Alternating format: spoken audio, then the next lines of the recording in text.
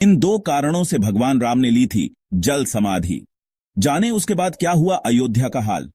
ये बात तो हम सभी जानते हैं कि भगवान ना तो जन्म ले सकते हैं और ना ही उनकी मृत्यु होती है। वे तो केवल अपनी लीला करने के लिए इस भूमि में प्रकट होते हैं और लीला समाप्ति पर वापस बैकुंठ पधारते हैं। रामायण में भगवान राम के जीवन की घटनाएं और उनके बलिदान के बारे में विस्तार से उल्लेख है। उन घटनाओं में से एक महत्वपूर्ण घटना है जब भगवान राम ने सरयू नदी में जल समाधि ली। इस घटना से उनके महान बलिदान और निष्कलंक व्यक्तित्व को समझा जा सकता है।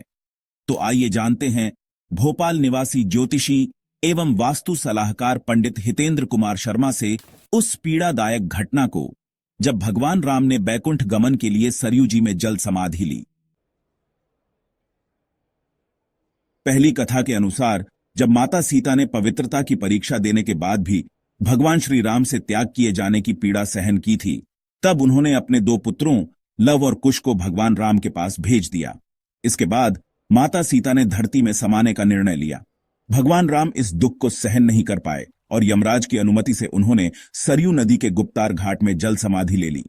इस घटना से भगवान राम के अंदर गहरी तपस्या और आत्मसमर्पण की भावना झलकती है। एक अन्य कथा के अनुसार भगवान राम ने अपने भाई लक्ष्मण के वियोग में भी जल समाधि ली। इस कथा में यमराज एक संत के रूप में अयोध्या में पहुंचे और श्री राम से गुप्त वार्ता करने के लिए कहा।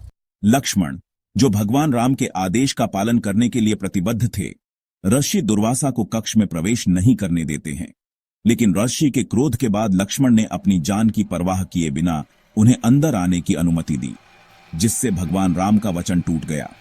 इस कारण भगवान राम ने लक्ष्मण को राज्य से निष्कासित कर दिया और लक्ष्मण ने सरयू नदी में जल समाधि ली।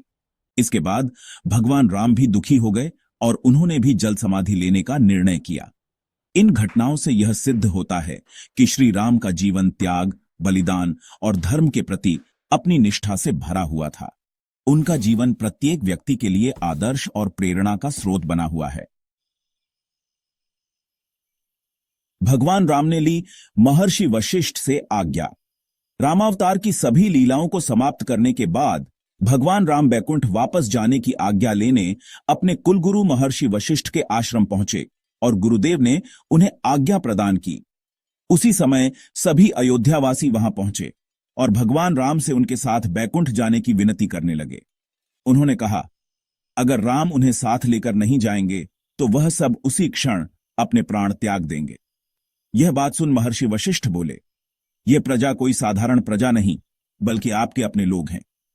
इनमें से कितने ही देवताओं के पुत्र हैं, कितने ही तेजस्वी यक्ष, गंधर्व, किन्नर आदि हैं, जो ब्रह्मा जी से वरदान पाकर आपकी इस लीला को पूर्ण करने धरती पर मनुष्य रूप में प्रकटे हैं।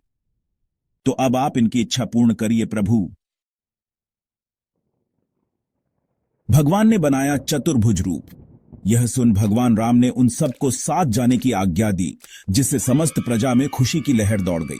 अब भगवान राम समस्त परिकर सहित सरयू जी के तट पर पहुंचे।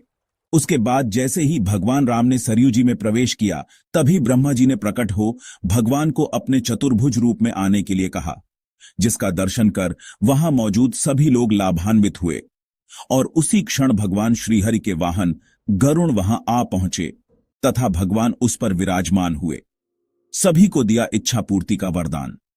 इसके बाद भगवान ने विभीषण को लंका पर धर्मपूर्वक राज्य करने का आदेश दिया और हनुमान जी को उनके इच्छा अनुसार धरती पर रहकर हरिनाम संकीर्तन करते रहने की आज्ञा दी।